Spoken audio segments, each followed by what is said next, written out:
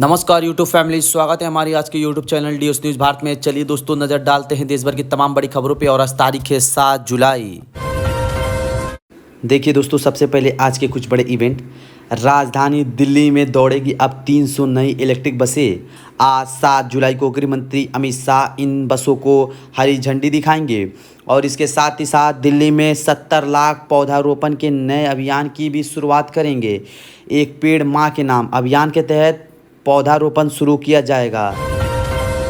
वही खबर है दोस्तों, मध्य प्रदेश में सरकारी कर्मचारियों के प्रमोशन में रिजर्वेशन यानी आरक्षण को लेकर भी हाई कोर्ट में आज 7 जुलाई को दोबारा सुनवाई होगी।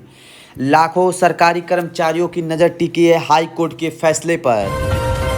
स्टूडेंट के लिए एक बड़ी खबर आ रही है दोस्तों। मध्य प्रदेश में 2.5 लाख से भी ज़्यादा छात्र छात्राओं का इंतज़ार खत्म हुआ। मध्य प्रदेश स्कूल शिक्षा विभाग आज 7 जुलाई को जारी करेगा 5वीं 8वीं की पुनः परीक्षा का रिजल्ट। वहीं बिहार के भी सरकारी स्कूल में आज 7 जुलाई से पहले से 8वीं की तिमाही परीक्षाएं आयोजित होने जा रही है। और नीट यूजी 2026 के रजिस्ट्रेशन फीस से रिफंड की डेट भी एनटीए की तरफ से बढ़ा दी गई है। तो आज 7 जुलाई इसकी अंतिम तारीख है। तब तक बैंक डिटेल्स जो है अपडेट कर सकते हैं स्टूडेंट्स। और खबर है दोस्तों, उत्तर प्रदेश के मुख्यमंत्री योगी आदित्यनाथ आज प्रतापगढ़ आएंगे। 380 करोड़ की परियोजनाओं का लोकार्पण और शिलान्यास करेंगे। वहीं किसान भाई लोगों के लिए भी अपडेट है, अब एमएसपी पर बेच सकेंगे ज़्यादा मूंग की फसल भी।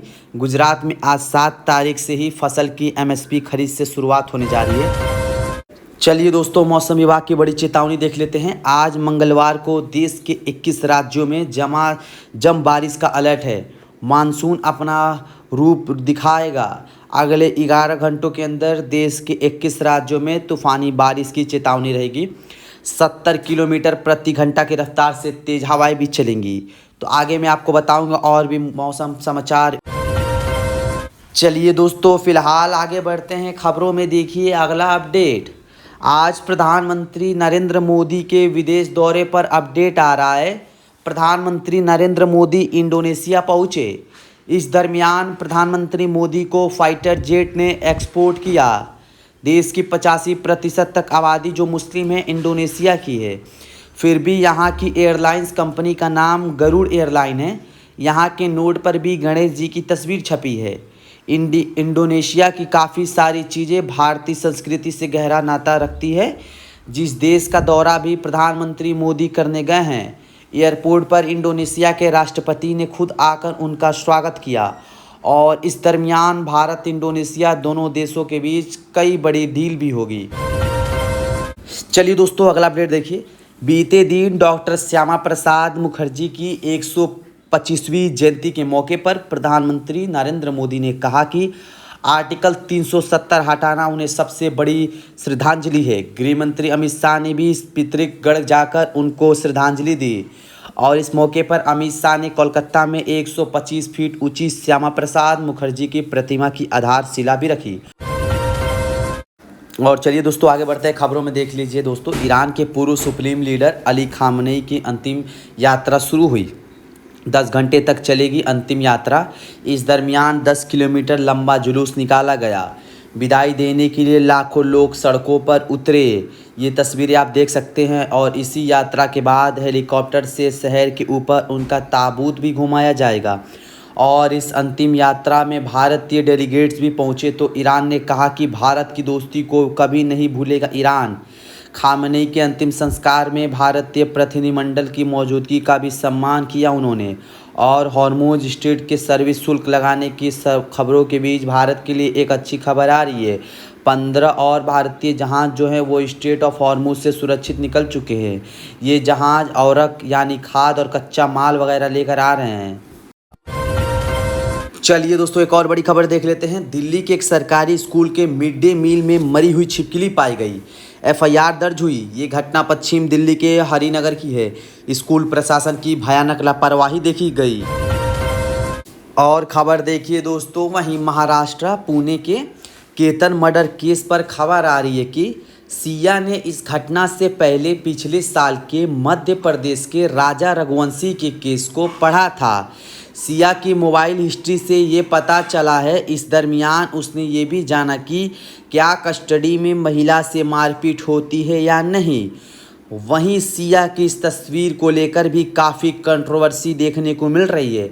जब सिया ने मीडिया को इस तरह का अश्लील इशारा किया, जब सिया को पुलिस सीन रिक्रिएशन के दौरान लोहागढ़ फोर्ट पर ले गई थी। तो चलिए अगली खबर देखिए दोस्तों। राम मंदिर चढ़ावा चोरी मामले पर चंपत राय का इस्तीफा मंजूर हुआ। कृष्ण मोहन अब नए महासचिव होंगे और ट्रस्ट ने इस दरमियान 4 सोने चांदी की वस्तुएं भी दिखाईं जिनकी चोरी का दावा किया जा रहा था। बीते दिन राम मंदिर ट्रस्ट की बैठक हुई जिसमें सदस्यों के इस्तीफे पर मंथन हुआ। इस दरमियान बैठक से बाहर रहे चंपत राय और डॉक्टर अनिल मिश्रा भी। और ये मंदिर ट्रस्ट की बैठक के बाद प्रेस कॉन्फ्रेंस के दौरान भावुक होकर गोविंद देव बोले कि चोरी में शामिल कोई भी शख्स बख्शा नहीं जाएगा। तो आखिरकार इस बैठक में एक बड़ा फैसला तो ये लिया गया, चंपत राय और अनिल मिश्रा दोनों का इस्तीफा मंजूर हो गया। अब चढ़ावा चोरी की एफआईआर कराने वाले जो कृष्ण मोहन थे उनको ट्रस्ट का नया महासचिव बनाया गया है। 2012 में आरएसएस से जुड़े थे और 10 महीने पहले ही मंदिर ट्रस्ट में शामिल हुए थे। तो अब ये महासचिव होंगे कृष्ण मोहन। वैसे राम मंदिर चोरी का घटने के बाद रिपोर्ट आ रही है कि रोज का चढ़ावा 1 लाख रुपए से भी कम हो गया, जबकि पहले दान पेटियों से रोजाना 12 लाख रुपए तक निकलते थे। कई श्रद्धालुओं का कहना है कि दान चोरी की वजह से वो दुख है, इसके बजाय तो ऑनलाइन चढ़ावा देना ही बेहतर है। हालांकि राम मंदिर के अलावा आपको बताऊंगा, अभी हाल ही में उत्तराखंड के 4 धाम तीर्थ स्थलों पर भी इस तरह की चोरी की खबरें सामने आई थी। तो अब बद्रीनाथ चढ़ावा में भी चोरी का विवाद बढ़ चुका है। इस पर जांच रिपोर्ट 10 दिन में आ जाएगी। भैरव सेना बोली कि अभी प्रत्यक्ष सबूत तो नहीं है, लेकिन इस मामले की एसआईटी जांच होनी चाहिए। उत्तराखंड के मुख्यमंत्री पुष्कर सिंह धामी को इस बारे में पत्र भी भेजा गया। चलिए अगला अपडेट देखिए दोस्तों। एक रिपोर्ट आ रही है कि भारत के 5 राज्य जो हैं वो वर्ल्ड बैंक के ऊपर मिडिल इनकम लेवल में शामिल हुए हैं, जिसमें राजधानी दिल्ली सबसे आगे है, जहां प्रति व्यक्ति आय 5.25 लाख रुपए प्रति सालाना तक पहुंच चुकी है। हालांकि अभी भी हमारे देश में बिहार और यूपी इन राज्यों की कमाई नेपाल से भी कम है, लेकिन देश में दिल्ली टॉप नंबर पर है प्रति व्यक्ति सालाना आय के मामले में। और इसके बाद कर्नाटक, तेलंगाना, तमिलनाडु और गुजरात ये राज्यों का नंबर आता है, जिनके आंकड़े भी आप देख सकते हैं। बिहार राज्य अभी हमारे देश में सबसे गरीब है, जिसकी कमाई नेपाल से भी कम है। पिछले 3 दशकों में बड़ा बदलाव देखने को मिला। अब राज्यों के बीच आर्थिक असमानता बढ़ती जा रही है। और अगली खबर देखिए दोस्तों। देश में साल 2030 तक 60 नए एयरपोर्ट बनाने का बड़ा प्लान तो सरकार ने रखा है, लेकिन एक रिपोर्ट सामने आ रही है कि इस लक्ष्य को हासिल करने में कई बड़ी चुनौतियां आएंगी। देखिए रिपोर्ट में बताया गया कि 2030 तक देश में 55 से 60 नए एयरपोर्ट बनाने के लिए 3 लाख करोड़ रुपए की निवेश की ज़रूरत है। तो अभी ज़मीन और मंजूरी की समस्या सबसे बड़ी चुनौती बनी हुई है। तो ये भी सवाल है कि आखिरकार इतना निवेश आएगा कहाँ से।